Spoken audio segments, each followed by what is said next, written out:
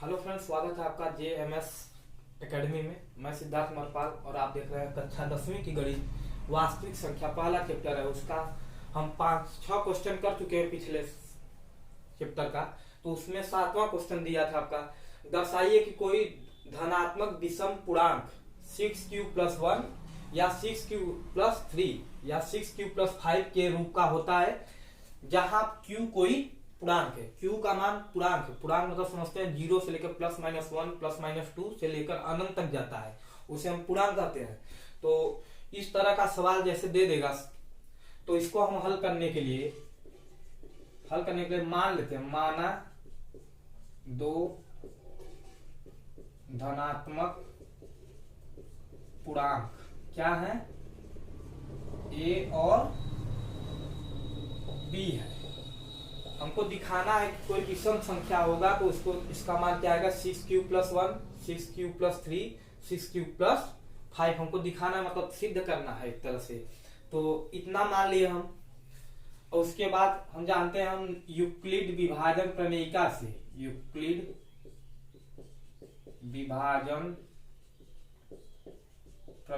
हम क्या पढ़े हैं। और एक चीज इसमें ध्यान दें, धनात्मक विषम पूर्णांक ये वाला चीज आपका, इसको हमेशा हम ए मानेंगे। क्या मानेंगे? ए मानेंगे, हमेशा इसको ए मानेंगे। तो न्यूक्लिड विभाजन प्रमेयिका से हम क्या पढ़े हैं, भाज्य बराबर भाजक गुणे भागफल प्लस शेषफल। हमने ये पढ़ा है यूक्लिड विभाजन प्रमेयिका से, हमने ये पढ़ा है आपका। ठीक, तो भाजक मान लेते हैं, ये जो दिया होता है उससे मान लेते हैं भाज्य है। और b, देखो भाजक को b मान लेते हैं, bq+r। और r का मान जो होगा वह किससे छोटा होगा, b से।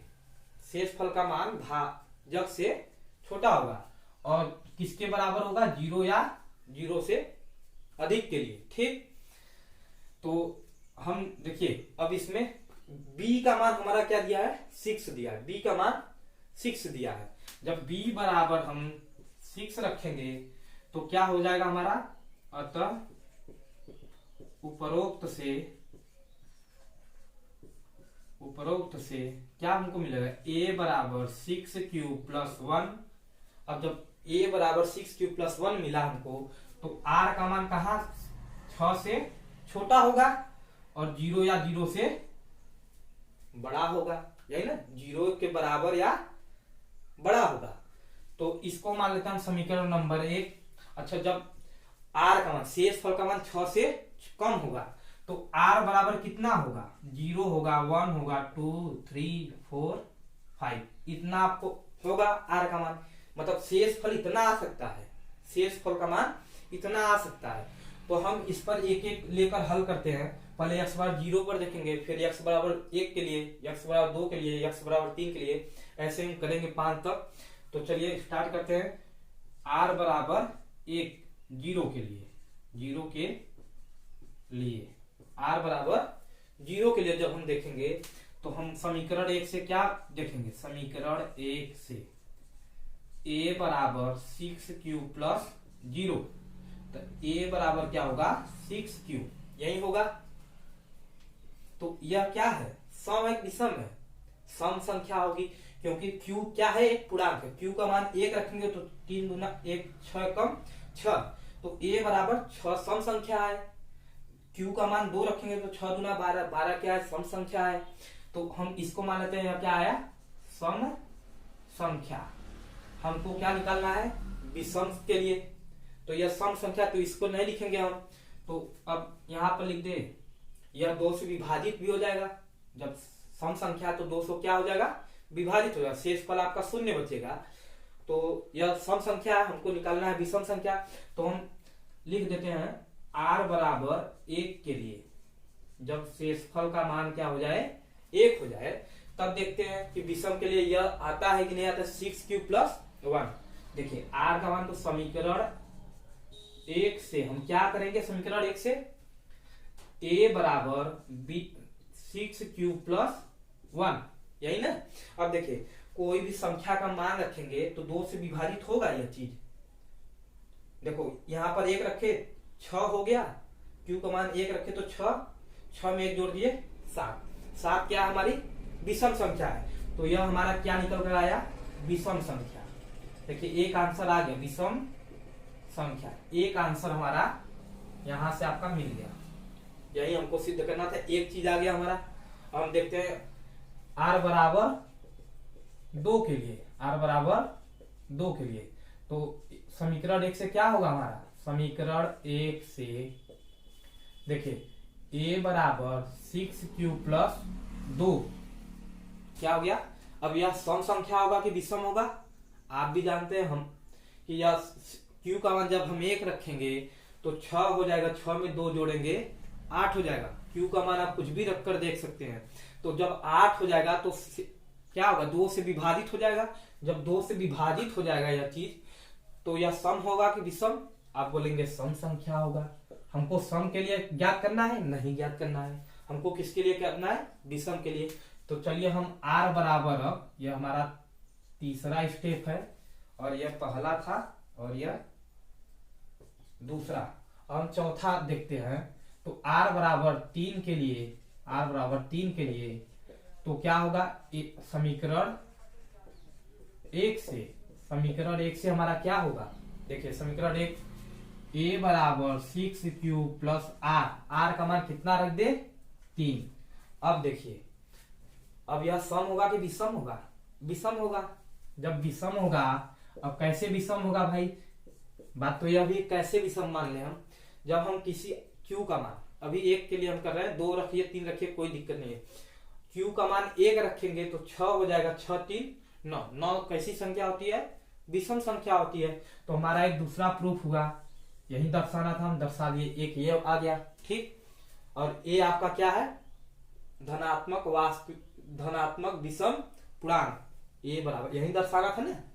देखिए दर्शाइए कि कोई धनात्मक विषम पूर्णांक, हमने इसको धनात्मक विषम पूर्णांक को क्या मान लिया है, ए मान लिया, दूसरा आ गया। हमको तीसरा करना है, इसी प्रकार हम चौथे के लिए निकालेंगे, r बराबर 4 के लिए। जब 4 के लिए निकालेंगे तो 4 के लिए सम होगा कि विषम होगा, अतः समीकरण 1 से देखिए a बराबर 6q प्लस 4। अब ये तो 6 4 10 हो जाएगा, जब 10 हो जाएगा, 10 कैसी संख्या है, सम संख्या है, हमको सम संख्या के लिए नहीं निकालना था ठीक। अब हम निकाल लेते हैं छठवां स्टेप, तो हमारा क्या निकलेगा, r बराबर 5 के लिए,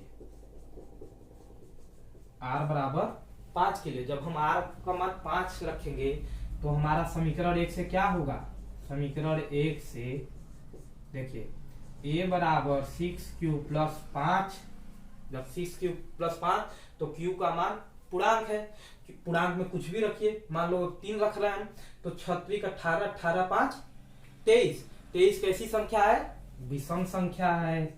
तो हम दर्शा दिए कि नहीं, यही हमारा आंसर हो जाएगा। हम दर्शाएं कि सभी धनात्मक विषम पूर्णांक ए के लिए, ए का मान अब कुछ भी हो, कैसा होना चाहिए, धनात्मक होना चाहिए और विषम होना चाहिए ठीक। सभी विषम धनात्मक पूर्णांक के लिए 6q plus 1, 6q plus 3, 6q plus 5 क्या होगा, विषम ही होगा कि नहीं होगा। तो आई होप आप लोग बहुत अच्छे समझे होंगे। हम चलते हैं नेक्स्ट क्वेश्चन की तरफ। क्वेश्चन नंबर 8, क्वेश्चन नंबर 8 में हमको दिया है, एक परेड में 616 सदस्यों वाली एक सेना की एक टुकड़ी को 32 सदस्यों वाले एक आर्मी बैंड के पीछे मार्च करना है ठीक ना। दोनों समूहों को समान संख्या वाले स्तंभों में मार्च करना है। उन स्तंभों की अधिकतम संख्या क्या होगी जिसमें वे मार्च कर सकते हैं ठीक ना। मतलब 1616 मतलब 616 के सदस्य का एक आर्मी का कैंप है और उसको एक 32 सदस्यों वाले ठीक ना, 32 सदस्य का एक दूसरा समूह है या है। परेड का मतलब क्या है, टुकड़ी है, दोनों को आपस में मिलकर कितने स्तंभ में, स्तंभ का मतलब सोच रहे हैं, मतलब एक लाइन ऐसे लगा है, एक लाइन ऐसे लगा है, तो कितने लाइन ये वाला, समझिए सवाल को समझिए, मतलब 4 लाइन लगाए हैं तो 4 लाइन में 8 8 आ रहा है, 12 12 आ रहा है, तो ऐसे भी 4 लाइन लगना चाहिए। कितने लाइन लगना चाहिए? 4 लाइन। और कितने सदस्यों की संख्या, जैसे ये ऊर्ध्वाधर जो है, ऊर्ध्वाधर में 10 10 आ रहे हैं, तो क्षैतिज में कितना आना चाहिए? 10 10 आना चाहिए। अगर 4 लाइन इसका है तो 4 लाइन क्षैतिज का भी होना चाहिए। ठीक, यही हमको कहा है। तो इसको निकालने के लिए हम इसका एचसीएफ निकालेंगे। जब एचसीएफ निकालेंगे तो एचसीएफ किस नियम से निकालेंगे हम? आपको पता है, हम यूक्लिड विभाजन एल्गोरिथम से पढ़ रहे हैं, तो हमको उसी विधि से निकालना है। तो हम इसमें लिखते हैं, चलिए हल करते हैं। हल में लिखेंगे, देखिए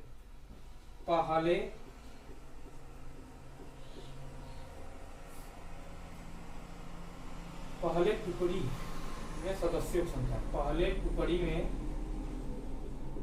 में सदस्यों की संख्या, सदस्यों की संख्या कितनी है? 616 है। ठीक, दूसरी टुकड़ी में कितने हैं? दूसरे टुकड़ी में सदस्यों की संख्या कितनी है हमारी? 32 है। इतना समझा? अब देखिए, हमको पूछा स्तंभ की अधिकतम संख्या पूछा है। स्तंभ की पूछा क्या है हमसे? मतलब स्तंभ की अधिकतम संख्या, स्तंभ की अधिकतम संख्या क्या होगी? तो हम देखते हैं, जब 2 संख्या दे देता है यूक्लिड विभाजन एल्गोरिथम ने, यूक्लिड वैज्ञानिक ने कहा था ना कि जब 2 संख्या हो जाता है तो हम ऐसे लिख देते हैं। ठीक, जब ऐसे लिख देंगे तो क्या करेंगे? बड़े में छोटे से भाग देना पड़ता है। यही है। कितनी बार जाएगा? भाग देने का नियम क्या है? इतनी बार जाए कि इसका मान भाजक शेषफल से क्या हो? बड़ा हो। भाजक जो हो शेषफल से बड़ा हो, शेषफल भाजक से, शेषफल छोटा होना चाहिए भाजक से। ठीक, तो आप 19 बार ले जाइए। देखिए 19 दूना 38, 3 बचा, 19 3 57, 57 में 30 जोड़ेंगे 60, तो ये बचा 8। अब शेषफल को हम क्या बना ले? भाजक बना ले। और जो भाजक था उसको क्या बना ले? भाज्य बना ले। देखिए 0 आ गया शेषफल, तो इसका एचसीएफ क्या होगा? स्तंभों की संख्या क्या होगी? 8 होगी। होगी कि नहीं होगी? तो इसका हम लिख ले यूक्लिड विभाजन प्रमेयिका से। तो 616 बराबर 32 गुणे 19 प्लस 8। ठीक, और 32 बराबर 8 गुणे 4 प्लस 0। तो स्तंभ की संख्या क्या होगा? स्तंभ की संख्या, यही एचसीएफ 8 है ना, स्तंभ की संख्या कितनी होगी? 8 होगी। यही हमारा आंसर हो जाएगा। समझ में आया? चलिए हम नेक्स्ट क्वेश्चन की तरफ चलते हैं। Question number 9। तो ये रहा हमारा क्वेश्चन नंबर 9। तो इसमें दिया है यूक्लिड विभाजन प्रमेयिका का प्रयोग करके दर्शाइए कि किसी धनात्मक पूर्णांक का वर्ग, ये वाला देखो, किसी धनात्मक पूर्णांक का वर्ग किसी पूर्णांक m के लिए 3m या 3m+1 के लिए के रूप का होता है। तो हम ये बोले किसी धनात्मक पूर्णांक का क्या है? वर्ग है। इसको क्या मान ले? a मान ले। यही मानेंगे ना? तो हम मान लेते हैं, माना 2 धनात्मक पूर्णांक क्या है जी? a व b है। ठीक, तो यूक्लिड विभाजन प्रमेयिका का प्रयोग करना है हमको। यूक्लिड विभाजन प्रमेयिका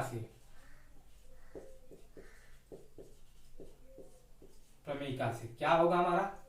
a बराबर b³ + 1 और r का मान b से छोटा या 0 से बड़ा, यही होता है। ये हो गया। अब देखिए, अब b का मान कितना दिया है?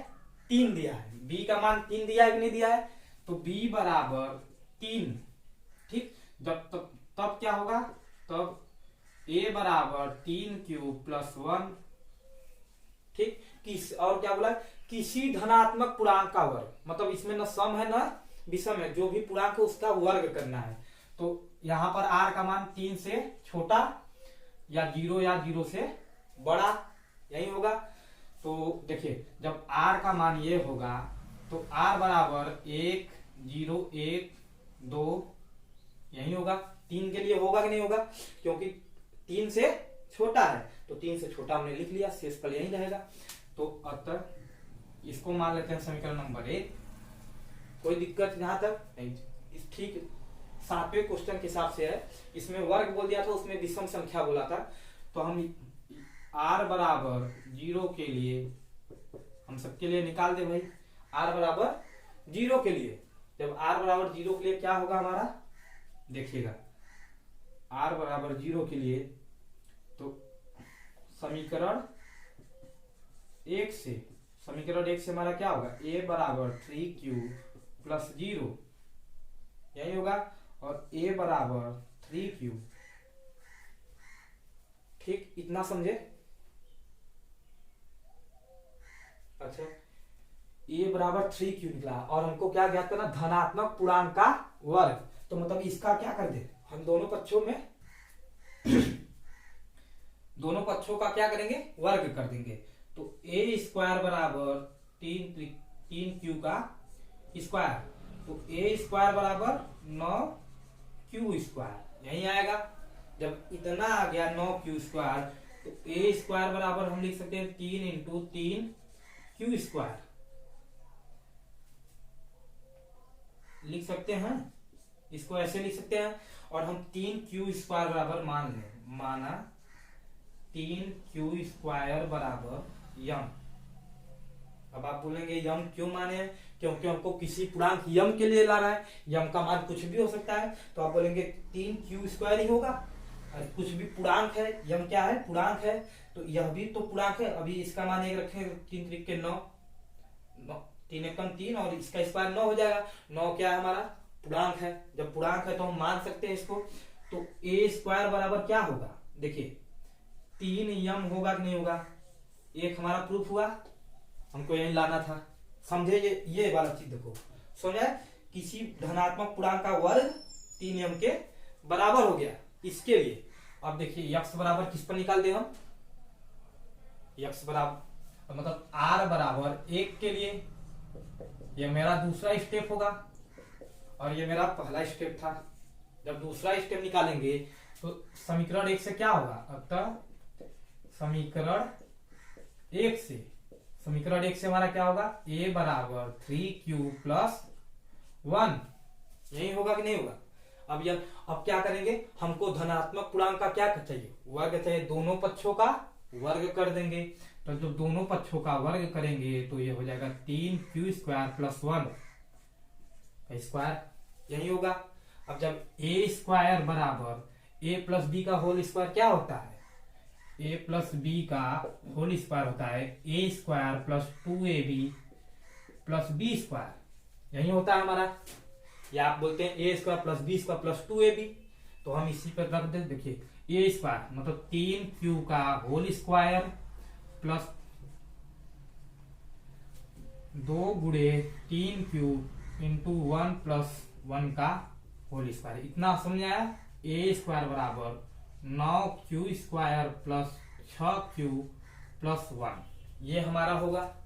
अब देखिए, अब हम यहां से क्या कॉमन ले लें, 3 कॉमन ले लें। तो a स्क्वायर बराबर 3 कॉमन लेंगे तो 3q square plus 2q plus 1 यही होगा कि नहीं होगा। अब देखिए हम यहाँ पर पुनः मान लें, पुनः माना, अब देखिएगा 3q स्क्वायर प्लस 2q बराबर यम।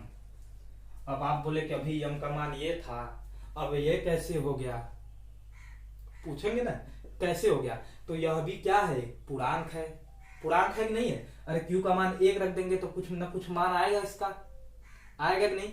तो यम क्या है हमारा, पूर्णांक है। तो पूर्णांक बराबर पूर्णांक हम कर सकते हैं। तो ये क्या हो जाएगा, a स्क्वायर बराबर 3m प्लस 1, और हमको यही सिद्ध कर यही लाना था। देखिए ठीक, अब m बराबर 2 के लिए हम कर ले, मतलब आर का मान कहाँ जाएगा, 2 के पास जाएगा।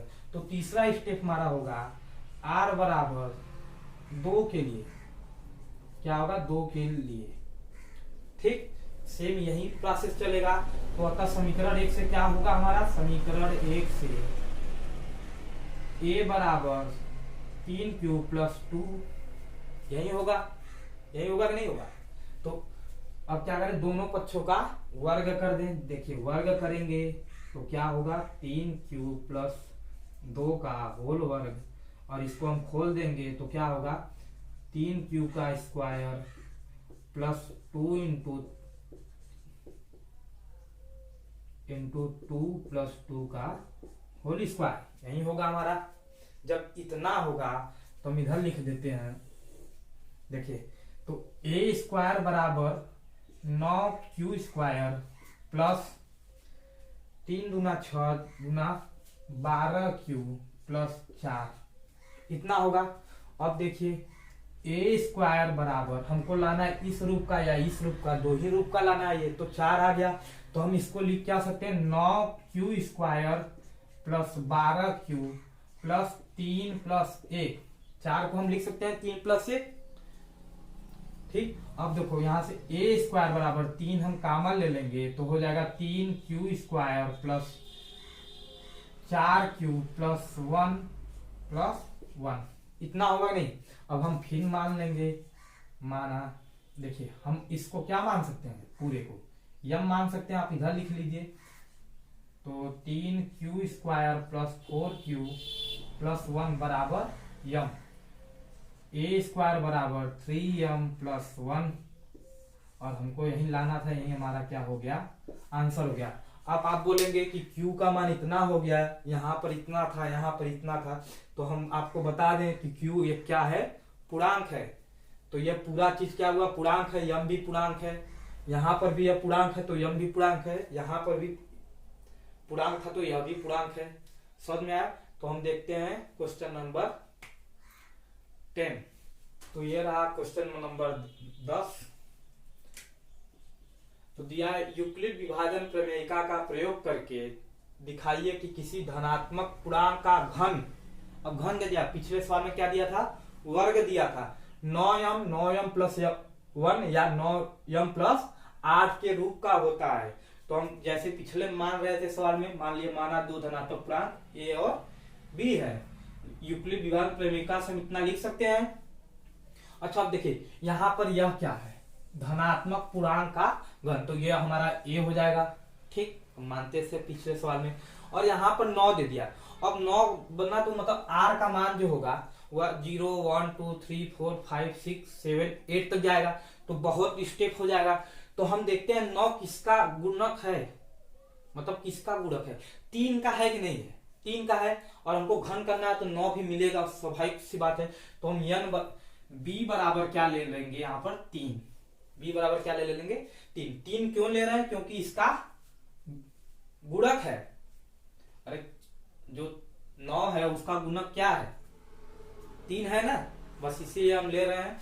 अब देखिए तब अतः उपरोक्त से हमारा क्या हो जाएगा, अतः उपरोक्त से, उपरोक्त का मतलब क्या होता है, ऊपर वाले इक्वेशन से या ऊपर वाले समीकरण, उपरोक्त से।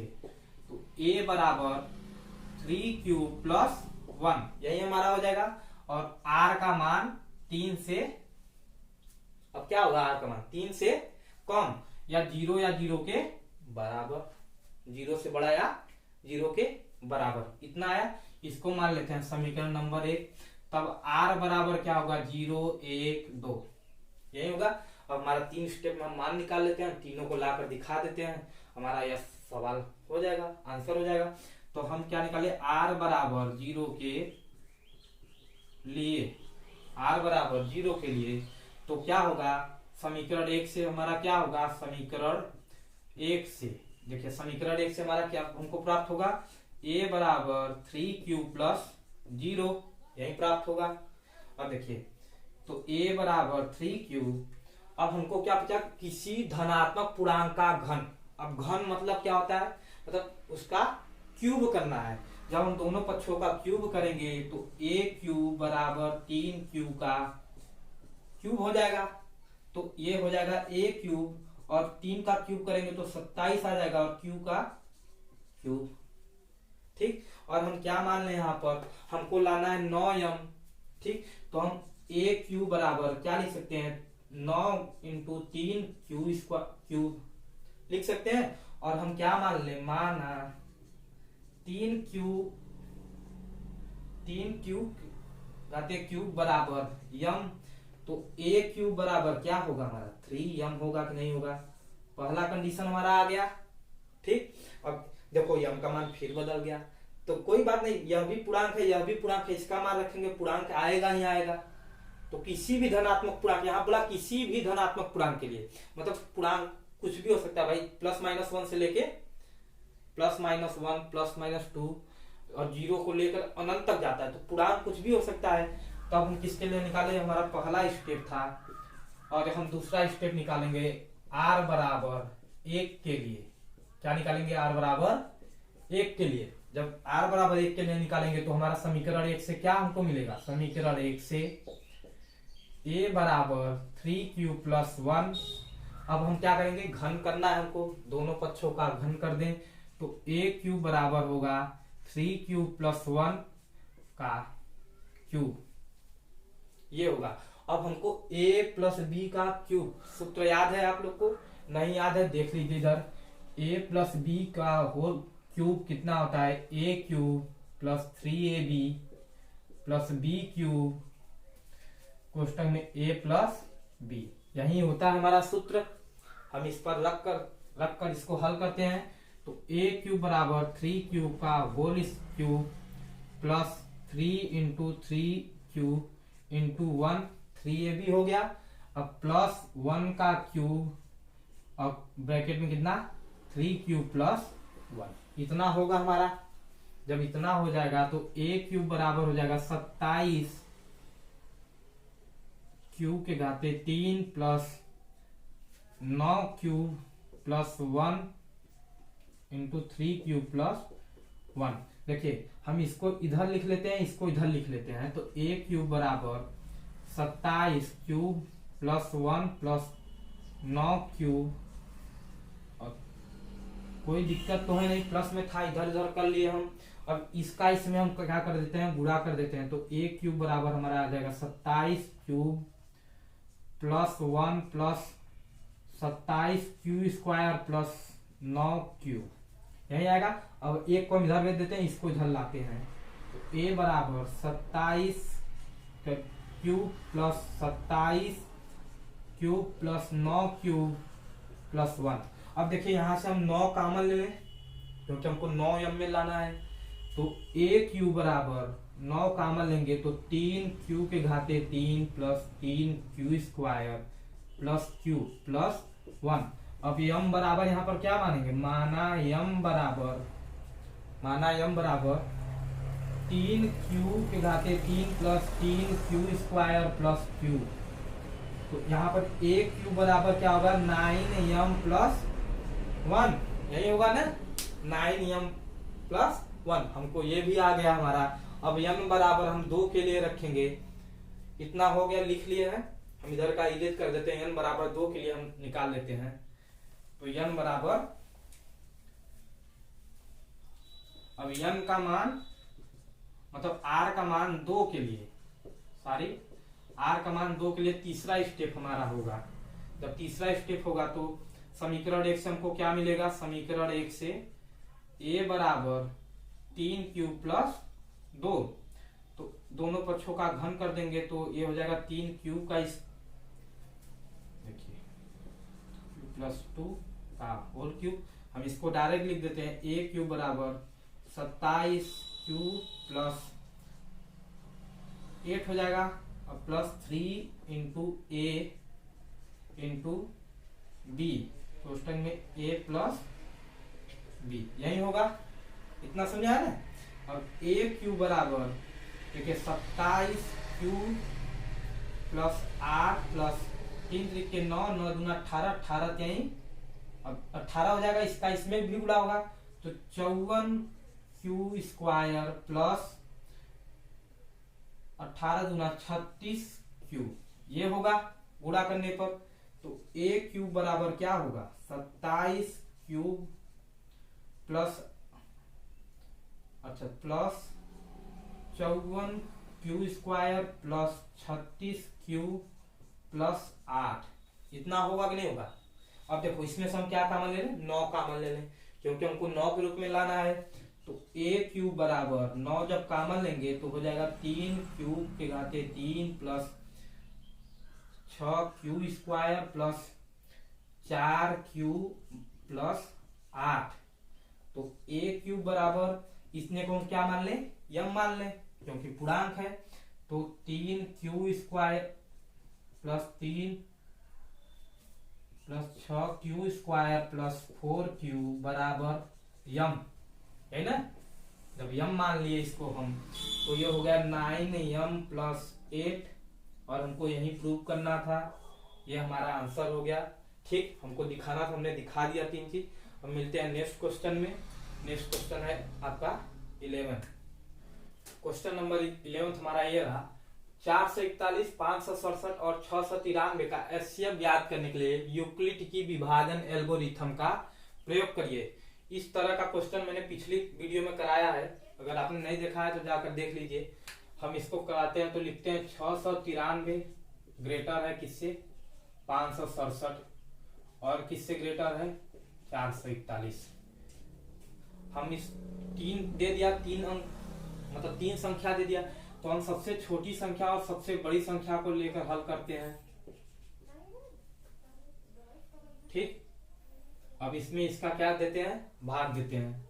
देखिए 441 में 693 का भाग देना पड़ेगा, तो एक बार जाएगा तो 441, और ये 2 बचा, और यहाँ पर 5 बचा, और आपका ये 2 बचा।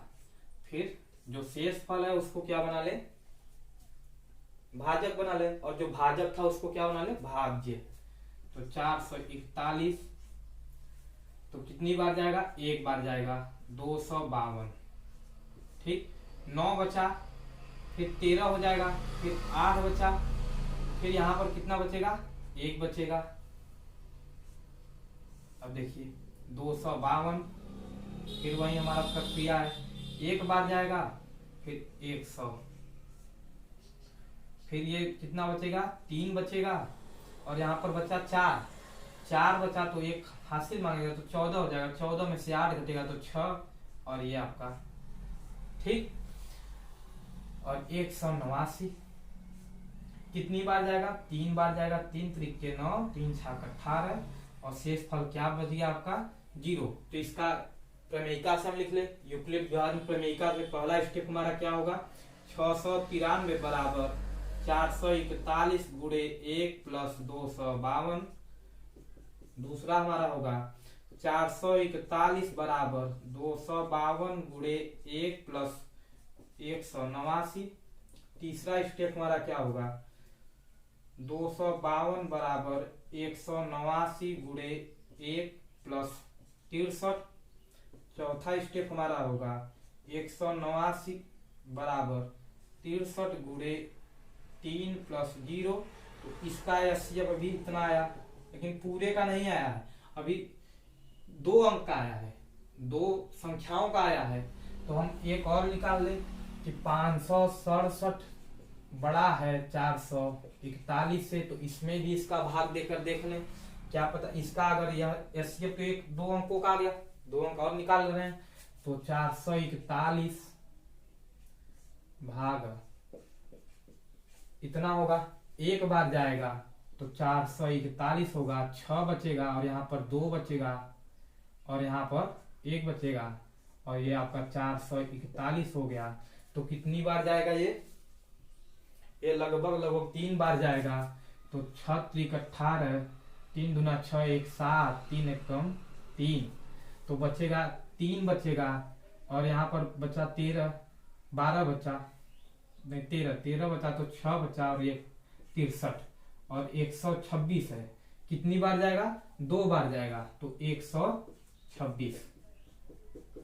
ठीक, इसका भी 63 आया, इसका भी 63 आया, दोनों आखिरी संख्या क्या है 63 समान है, तो इसका एचसीएफ कितना होगा 63 होगा। अगर असमान रहता तो हम क्या बताए थे, छोटे वाले में बड़े वाले से भाग कर दे। यहाँ पर दोनों बराबर है, आप चाहेंगे तो यह भी कर सकते हैं 63 भागे 63, दोनों कोई अंक बड़ा छोटा है नहीं।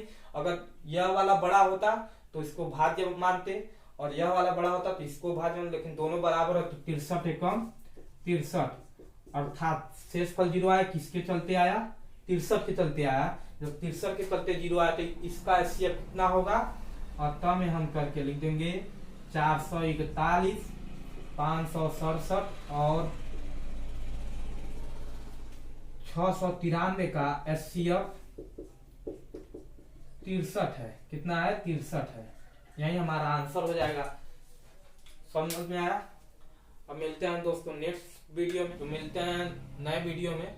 अगर आप हमारे चैनल पर नए हो, हमारा वीडियो अच्छा लगा हो आपको, तो हमारे वीडियो को लाइक करिए और हमारे चैनल को सब्सक्राइब करिए और कमेंट भी करिए।